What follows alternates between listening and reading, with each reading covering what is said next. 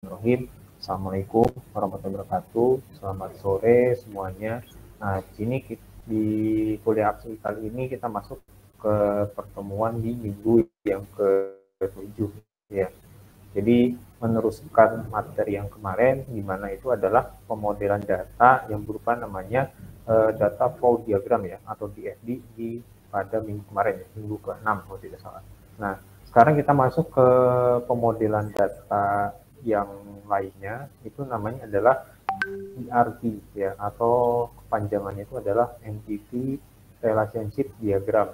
Nah, kalau kemarin kan berbedanya itu ada di notasi seperti entitas, lalu proses ya, apa namanya, di bagian entitas, proses, data store, sama data alirannya. Nah, di sini cukup hanya dengan antar entitas saja ya. Berikut atribut yang dimiliki oleh entitas sama hubungannya gitu. Ya, nanti akan kita lihat bagaimana caranya kita menggambarkan ERD pada mata kuliah aksi ya. Nah, ini kita lihat terlebih dahulu ya. Jadi notasi yang digunakan pada ERD kali ini itu ada 3 ya. Jadi yang pertama itu sama kayak di DFD, yaitu ada namanya entitas ya. Yang kedua adalah atribut. Yang ketiga adalah relationships. Nah, entitas yang kali ini itu bentuknya sama kayak di DFD, itu persegi panjang ya, seperti ini.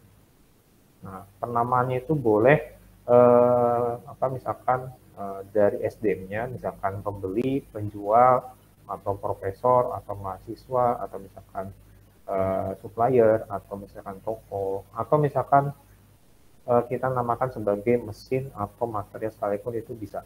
Ya, misalkan sebenarnya atau peralatannya itu kita bisa gunakan sebagai entitas ya.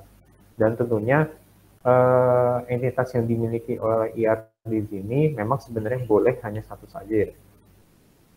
Tapi nanti kalau untuk nanti dipakai di studi kasus, biasanya itu minimal ada 2 atau 3 gitu.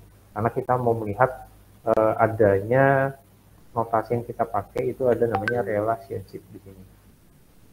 Nah, di sini makanya untuk penamaan entitas itu sendiri tentu saja itu tidak boleh ada yang sama gitu. Jadi kalaupun misalkan ada yang hampir sama, kita namakannya itu dengan ciri khas atau unik ya. Itu yang namanya entitas. Yang kedua adalah atribut ya. Atribut ini biasanya digambarkan sebagai oval seperti ini ya. Mungkin kalau di DFD lebih mirip kayak proses ya, kalau di apa namanya digambarkan masing-masing di level 1, level 2, level 3. Nah, yang namanya atribut ini adalah karakteristik dari si entitas yang ada di atribut gitu. Nah, misalkan kita sebagai mahasiswa apa namanya di sini entitasnya ya. Nah, atribut yang dimiliki itu ada berapa? Nah, minimal itu ada 2 ya. Misalkan apa namanya NIM ya, NIM mahasiswa. Satu lagi ini nama mahasiswa, misalkan segitu ya. Nah, kita gambarkan sebagai oval ya, yang namanya atribut seperti ini. Untuk NIM sama nama. Nah, penamaannya juga ya, untuk atribut, kalau misalkan ada 2 kata, ini jangan lupa ada namanya underscore. Ya. Jadi, harus digabung seperti itu. Dan juga antar atribut dengan entitas ya kita gambarkan dengan garis seperti ini. Ya. Bedanya kalau di apa namanya di FD yang sebelumnya itu kan ada yang namanya tanda panah ya, antara dia sebagai input atau sebagai output ya. Tapi kalau di sini kita tidak memakai tanda panah, jadi cukup hanya dengan garis saja. Nah, perlu diingat untuk pembuatan apa namanya atribut ya, itu minimal harus ada 2 ya. Jadi tidak mungkin ada satu saja untuk atribut di sini ya. Jadi masing-masing entitas itu harus memiliki minimal 2 atribut. Ya. Kalau misalkan kita ganti apa namanya entitas yang ada di mahasiswa, misalkan profesor atau misalkan pekerja atau karyawan, itu nanti pasti juga atributnya akan beda-beda gitu. Ya. Nah, untuk masing-masing entitas itu ada namanya primary key. Ya. Jadi primary key itu adalah atribut yang unik dibandingkan dengan entitas yang lain. Nah, kita tandai sebagai garis bawah di sini ya. Itu yang sebagai namanya primary key. Ya, karena di sini primary key itu adalah yang garis bawahi atau underline. Gitu. Ya, nanti kalau misalkan belajar mengenai IRD ini, setiap entitas yang ada di situ wajib memiliki satu PK atau primary key. Ya. Nanti ada juga satu lagi namanya foreign key ya, di mana foreign key kalau misalkan primary key itu dipakai ke entitas lainnya gitu. Misalkan nih mahasiswa ini itu nanti akan dipakai di entitas misalkan kelas gitu ya. Itu dia dipakai sebagai foreign key namanya. Nah, ini di sini namanya FA ya. Panjangan itu adalah foreign key. Nah, ini seperti ini ya. Nah, tentunya ini baru hanya satu entitas saja ya. Jadi kalau misalkan kita mau menghubungkan kepada entitas lain, kita harus menggunakan yang namanya relationship ya. Ini biasanya bentuk dari notasinya itu adalah belah ketupat ya.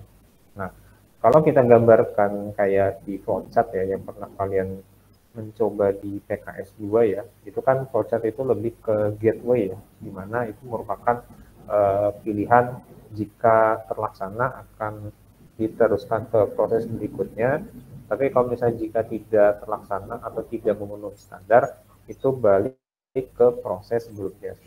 Nah, kalau di sini notasi yang relationship ini itu digunakan sebagai penghubung antar entitas tadi ya. Jadi misalkan entitas dengan mahasiswa itu contohnya adalah kelas ya. Jadi ada satu entitas mahasiswa, ada satu entitas yaitu namanya kelas gitu.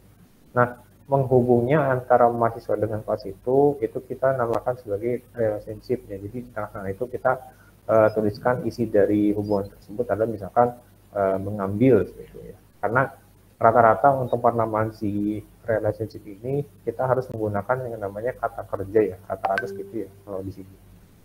Jadi di sini menggunakan kata kerja untuk penamaan si relationship. Ya. Ini baru untuk notasinya ya.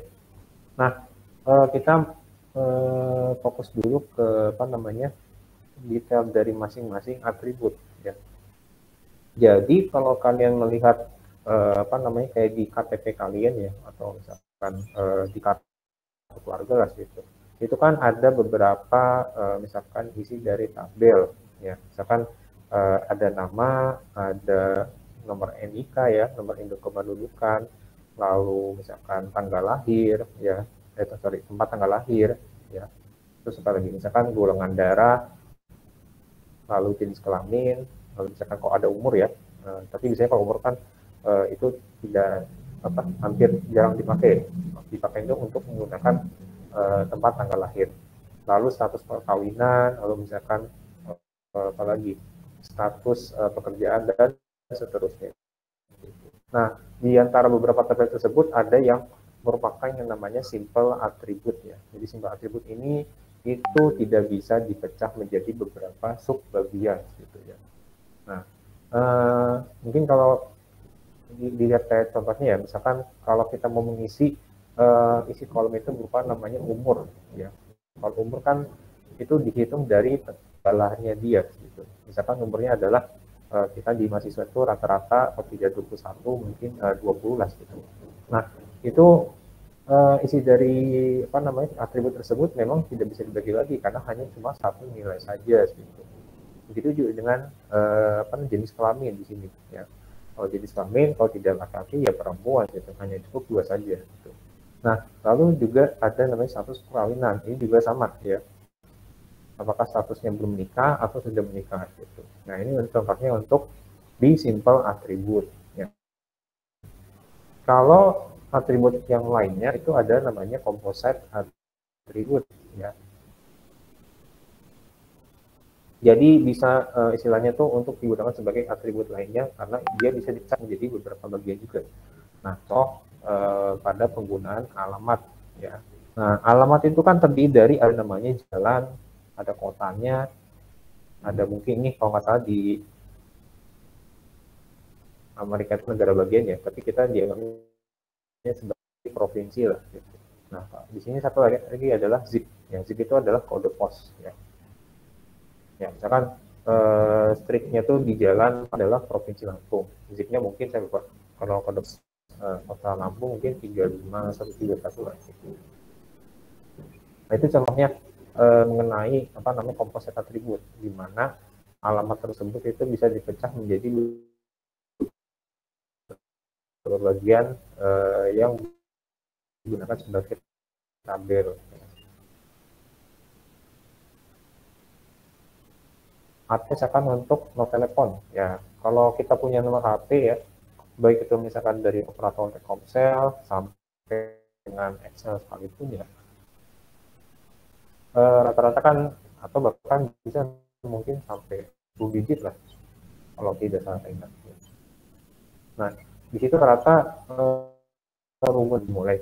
Nomor HP itu adalah 8 yang dia pertama. Ya. Nah, kalau misalkan nomor telepon kantor yang menggunakan operator misalkan dari Telkom ya, itu rata-rata menggunakan kode area masing-masing kota gitu ya. Misalkan di kota Bandar Lampung kode desa 0731 lah gitu ya. Dan juga Jakarta misalkan 021. Ya ditambah nomor yang ada di belakangnya gitu. Biasanya kalau nggak 7 digit itu satu lagi adalah 6 digit ya. Nah, gitu. Nah, ada juga gitu ya. Jadi satu nilai aja ya maksudnya gitu. Misalkan contoh kita sebagai mahasiswa ya itu memiliki hanya satu NIM saja ya. Jadi kalau di angkatan berapa ini? Angkatan 2021 ya. Itu kan rata-rata kan di depannya itu 111900 sekian gitu ya. Nah, hanya dimiliki oleh satu orang saja. Ya, jadi nggak mungkin ada satu NIM itu dimiliki oleh 2 orang mahasiswa gitu. Ya, begitu juga dengan kalau apa namanya orang gitu. Karena di sini sudah mutlak di mana satu orang hanya memiliki satu nomor saja gitu. Baik itu NIM mahasiswa atau baik itu NIM KTP. Ya. Dan juga ada satu part manufaktur ya yang hanya memiliki satu serial number. Nah, mungkin kalau ini contohnya lebih ke kayak contohnya di HP kalian masing-masing. Kalau misalkan teman kalian punya HP yang sama, ya misalkan kayak Samsung versi S23 lah gitu kan. Meskipun tipenya sama, tapi di dalam satu HP tersebut itu serial number-nya berbeda-beda ya, karena sebelum 2 tahun. Nah, itu yang dinamakan sebagai di mana satu barang hanya memiliki satu serial number saja. Nah, atau misalkan ada di sini multi value attribute ya, jadi memiliki lebih dari satu nilai ya. Misalkan kita sebagai mahasiswa itu apa namanya ingin kuliah lagi di S2 ya, setelah itu lulus ya. Nah, otomatis dengan lulus kuliah S2 itu kan mendapatkan gelar ada 2 ya. Yang sebelumnya itu adalah S1, yang kedua adalah gelar S2 gitu. Ya, contoh kita sebagai mahasiswa prodi teknik industri ya. Kalau misalnya kita ambil S1 dan S2-nya sama prodinya, maka di belakang nama kita itu kan ada gelar yaitu berupa pertama SP ya, sarjana teknik, yang boleh memiliki lebih dari satu gelar gitu ya. Lagi kalau misalkan nanti mau S3 ya atau sampai profesor, itu juga bisa dimiliki oleh satu orang saja meskipun gelarnya lebih dari satu tadi. Nah, atau misalkan di sini setiap orang di KK atau misalkan di orang seperti kita ya, itu boleh memiliki lebih dari satu HP ya.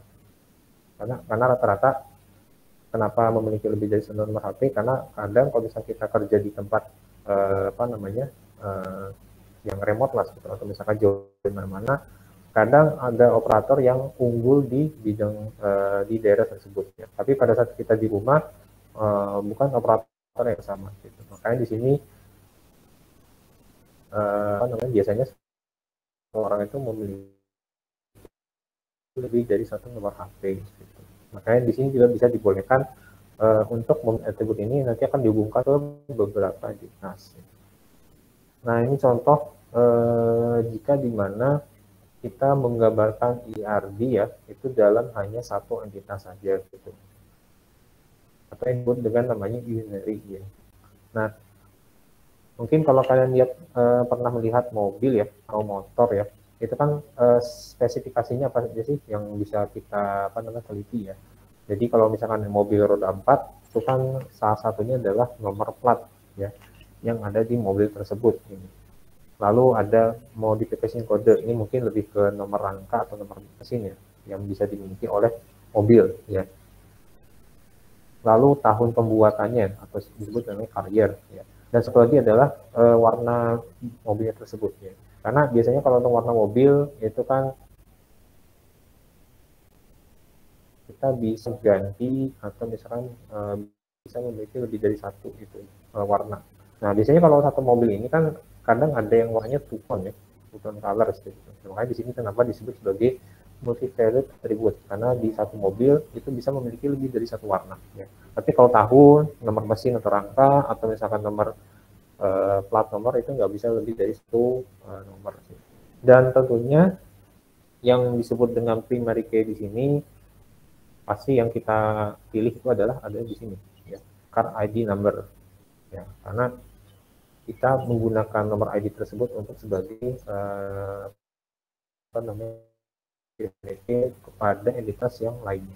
Jadi kalau misalnya kayak lihat nomor plat nomor ya, dari nama kan BE, misalkan 1212 AES gitu. Contohnya untuk penggunaan plat nomor yang ada di mobil.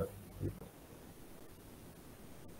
Nah, ada juga kalau misalkan ada di dalam atributnya itu yang setidaknya ya isinya tuh pasti mungkin akan bertambah. Gitu ya. Contohnya adalah di pekerja yang isi atributnya adalah umur. Ya. Nah, kalau misalkan kita cek database ya, misalkan umur pekerja si A gitu di tahun 2023. Nah, itu kita lihat misalkan contoh 40 tahun lah di tahun ini. Nah, pada saat di tahun depan, ya tahun 2024 kita cek lagi di database, itu pasti nanti umurnya akan bertambah ya, karena bertambah misalkan 1 tahun ya di tahun 2024, jadi 41 tahun. Isi dari si data umur pekerja ini itu dihitung berdasarkan tanggal kelahirannya dia gitu. Misalkan tanggal lahirnya itu adalah 1 Agustus misalkan tahun 83 gitu. Misalkan gitu ya. Nah, kalau kita hitung di tahun sekarang artinya umurnya masih 40 tahun ya, kalau kita cek di tahun sekarang. Tapi kalau misalkan di tahun depan itu nanti umurnya akan otomatis bertambah karena dia mengikuti tanggal lahir. Makanya di sini kenapa dia disebut sebagai direct attribute gitu ya. Dan di penggambaran garisnya juga ini lebih ke garis putus-putus gitu. Nah, itu juga dengan atribut lainnya, misalkan nomor induk karyawan atau misalkan di sini satu lagi tipe job business gitu kalau employer di sini. Nah, tentunya untuk dipilih primary key-nya kita pilih yang ini ya, karena rata-rata ya kita memilih primary key itu lebih ke nomor ID-nya masing-masing si entitas tadi. Nah, lalu berikutnya di sini kalau kita lihat ya, jenis dari IRD tersebut ya, itu ada tiga macam ya. Kalau kita lihat di sini. Nah, bisa dilihat yang pertama itu adalah unary ya, atau misalkan menggunakan entitasnya hanya satu. Ya. Jadi beda dengan DFD ya. Kalau DFD itu kan ibaratnya kita minimal itu kalau tidak satu hanya 2 saja gitu ya untuk pembuatan DFD gitu. Tapi kalau misalnya di IRD itu kita wajib IRD itu boleh menggunakan hanya satu saja gitu. Nah, baru yang kedua itu namanya adalah binary ya. Tadi kan unary di sini. Nah, kalau binary baru kita menggunakan dua entitas yang terlibat. Di sini misalkan kita menggunakan profesor dengan entitas satu kelas ya. Dan hubungan relationship-nya itu kita menggunakan kata kerja itu mengajar gitu ya, di sini teaches ya. Karena di sini rata-rata penggunaan relationship atau hubungan itu menggunakan kata kerja. Kalau tiga entitas itu baru namanya ternary ya. Seperti ini ya kalau di sini. Tapi rata-rata nanti kalau di studi kasus memang kebanyakan itu kita menggunakan binary meskipun apa namanya entitas yang digambarkan IRD itu pasti ada sampai misalkan 8 atau 10, tapi rata-rata itu kita menggunakan modelnya berupa binary ya. Jadi misalkan profesor dengan kelas, nah kelas ini nanti dihubungkan lagi ke entitas yang lain, itu masih tetap dianggap sebagai binary karena relationship itu yang dihubungkan hanya cuma dua entitas saja.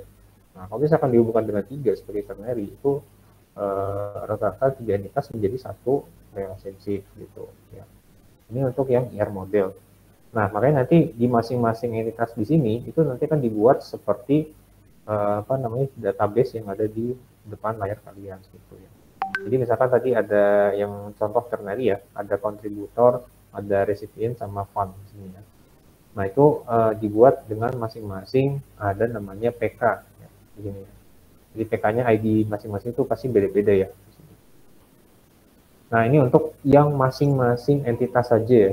Jadi kalau yang relationship tetap dibuat apa namanya tabel, tapi hampir tidak ada itu namanya primary case. Gitu. Karena kalau kita lihat di apa namanya di tabel yang CFR itu memang tidak ada primary key-nya gitu. Karena dia digolongkan sebagai apa namanya relationship yang ada di ternary gitu ya. Nah, ini contohnya untuk penggunaan database ya, seperti ini, di mana database nanti kan kita harus mengetahui ya atau memahami bagaimana penggunaan tabel yang sesuai dengan entitas tadi ya. Jadi entitasnya itu bisa berupa 3 atau 2 atau bahkan hanya satu saja gitu. Tapi tetap yang namanya primary key itu harus masing-masing ya di setiap entitas tadi. Jadi kalau misalkan tidak ada primary key itu nanti bisa jadi itu tidak valid ya pada saat pembuatan apa namanya IRD gitu. Oke, sebelum kita ke slide berikutnya ya, jadi kita break terlebih dahulu selama 3 menit.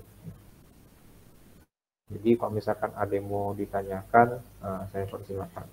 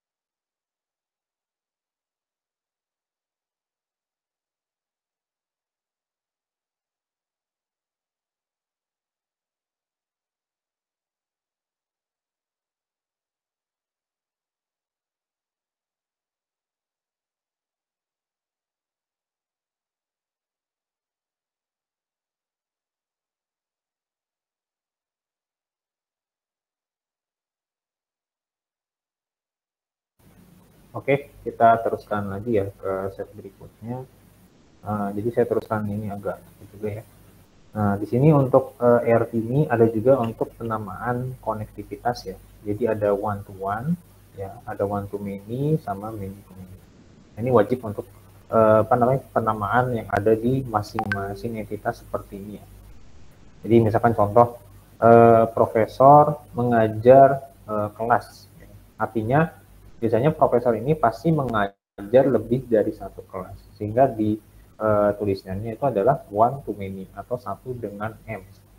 Nah di sini contohnya ya. Atau misalkan juga contohnya di many to many, misalkan apa namanya mahasiswa terdaftar di kelas. Ya, jadi beberapa mahasiswa itu terdaftar di banyak kelas, sehingga disebutnya sebagai many to many. Gitu. Ini kita harus menamakan atau menomorkan di masing-masing entitas.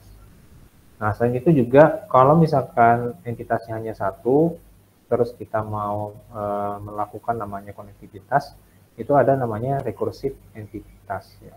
Jadi rekursif entitas itu entitasnya hanya ada satu saja, tapi ada apa namanya hubungan konektivitas tadi. Ya, misalkan one to one untuk employee ini biasanya untuk satu apa namanya laki-laki itu menikah dengan satu perempuan gitu ya. Atau misalkan one to many seperti ini. Misalkan satu pekerja itu membawahi atau mengatur beberapa bawahannya.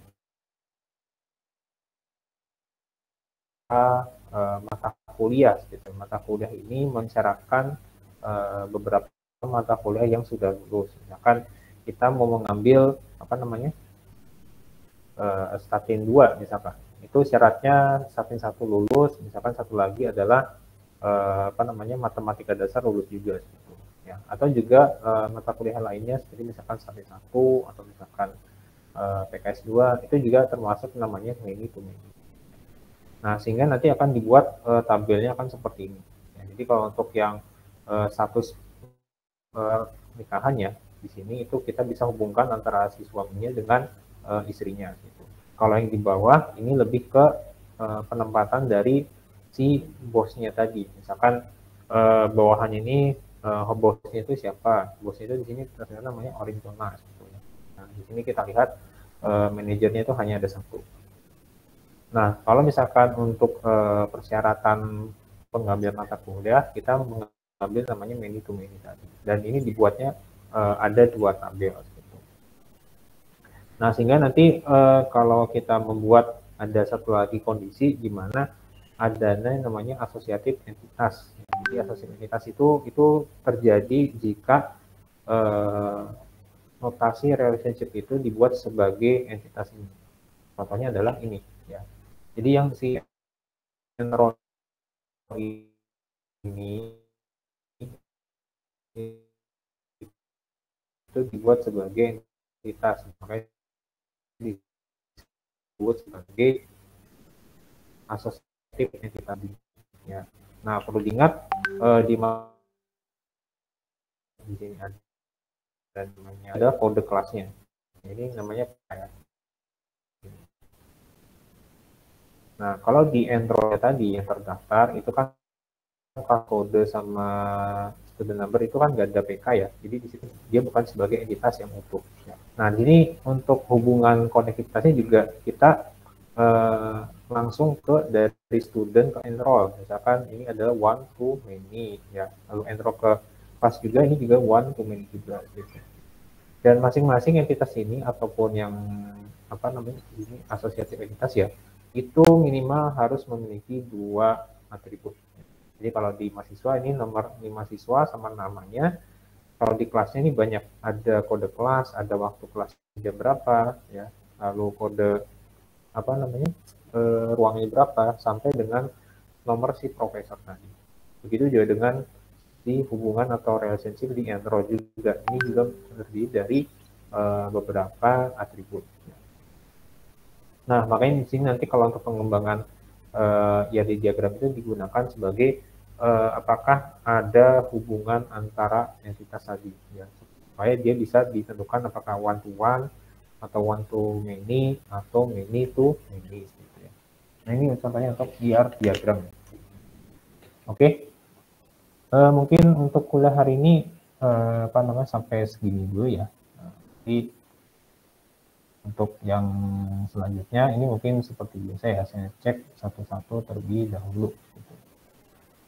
Oke. Ini kelas C ya. Kelas C. Yang pertama, Dia Oktaviani. Ada? Hadir, Pak. Oke. Dia Novita. Hadir, Pak. Oke. Anissa Putri. Hadir, Pak. Oke. Susi Dahlia. Hadir, Pak. Oke. Hisbi Nur. Hadir, Pak. Oke. Rami Aprilia. Hadir, Pak. Oke. Faruk Nuramadani. Hadir, Pak. Oke. Rizkia Desta. Hadir, Pak. Oke. Aulia. Hadir, Pak. Oke. Yogi. Yogi. Hadir, Pak. Oh ya ada. Oke. Ada Yogi. Si Ardiansyah. Hadir, Pak. Oke. Andrianta. Hadir, Pak. Oke. Aditya Deo. Hadir, Pak. Oke. Randy Alfi. Hadir, Pak. Oke. Chris John Abdel Simarmata. Hadir, Bapak. Oke. Nova Rifki. Hadir, Pak. Oke. Jessica. Jessica Putri Lumbantoruan. Hadir, Pak. Oke. Oke. Ada. Hari Simon. Hari Simon Simanjuntak. Oke, nggak ada ya. Ferdi Purnama. Hadir, Pak. Oke. Aderani. Hadir, Pak. Oke. Haris Alkana. Hadir, Pak. Oke. Melda Suryani. Hadir, Pak. Oke. Anisya S. Hadir, Pak. Oke. Anindya. Oke. Bentar. Anindya ada nggak? Oke, ada ya. Oke, ada. Made Devindra. Hadir, Pak. Oke. Dava Rizky. Hadir, Pak. Oke. Fadila. Hadir, Pak. Oke. Melati. Hadir, Pak. Oke. Oke. Axel Mario. Hadir, Pak. Oke. Devi Sustiawati. Hadir, Pak. Oke. Vanessa. Hadir, Pak. Oke. Julianto. Hadir, Pak. Oke. Wahyu. Hadir, Pak. Oke. Ahmad Egi. Hadir, Pak. Oke. Muhammad Raken. Hadir, Pak. Oke. Dina Ninda.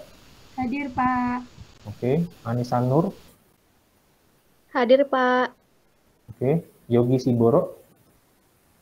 Hadir, Pak. Oke. Nadia Indriani. Hadir, Pak. Oke. Muhammad Iqbal. Hadir, Pak. Oke. Dani Dermawan. Hadir, Pak. Oke. Luisa Insani. Hadir, Pak. Oke. Habisatul. Hadir, Pak. Oke. Fioren. Hadir, Pak. Oke. Reja Kurniawan. Hadir, Pak. Oke. Teofani. Hadir, Pak. Oke. Neti Silaban.